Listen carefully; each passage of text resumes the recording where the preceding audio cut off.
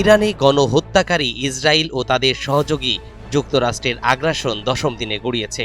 সংঘাত ছড়িয়ে পড়েছে পুরো মধ্যপ্রাচ্যে। প্রতিশোধমূলক হামলার অংশ হিসেবে উপসাগরীয় দেশগুলোতে মার্কিন সামরিক ঘাঁটি ও স্থাপনায় আঘাত হানছে তেহরান।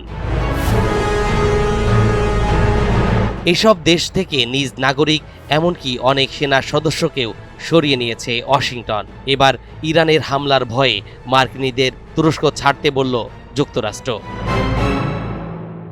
৯ মার্চ সোমবার তুরস্কের আকাশে ইরানি ব্যালিস্টিক মিসাইল প্রবেশের দ্বিতীয় চেষ্টার খবরের পরই এই নির্দেশনা দিল ওয়াশিংটন। নেক নিয়তে বরকতময় হোক আপনার টাকা।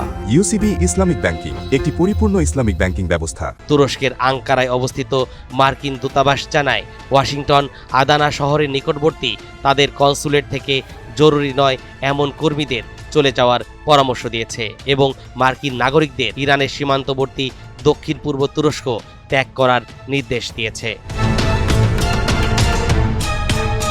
ইরানে গত ২৮ ফেব্রুয়ারি যুক্তরাষ্ট্র ও ইসরায়েল হামলা শুরু করে।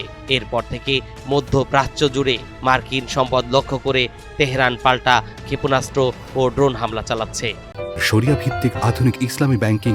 ইউসিবি ইসলামিক ব্যাংকিং একটি পরিপূর্ণ ইসলামিক ব্যাংকিং ব্যবস্থা। তুরস্কের বেশ কয়েকটি ন্যাটো ঘাঁটিতে মার্কিন সৈন্য মোতায়েন থাকা সত্ত্বেও দেশটিতে এখন পর্যন্ত বড় কোনো আঘাত করেনি ইরান।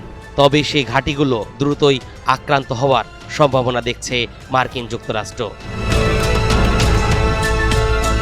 তুরস্কের ইনসারলিক বিমান ঘাঁটি একটি গুরুত্বপূর্ণ ন্যাটো স্থাপনা এবং গত কয়েক দশক ধরে মার্কিন সেনারা এটি ব্যবহার করে আসছে। এটি আদানা শহর থেকে মাত্র 10 কিলোমিটার দূরে অবস্থিত, যা খুব শীঘ্রই তেহরানের হামলার শিকার হতে পারে।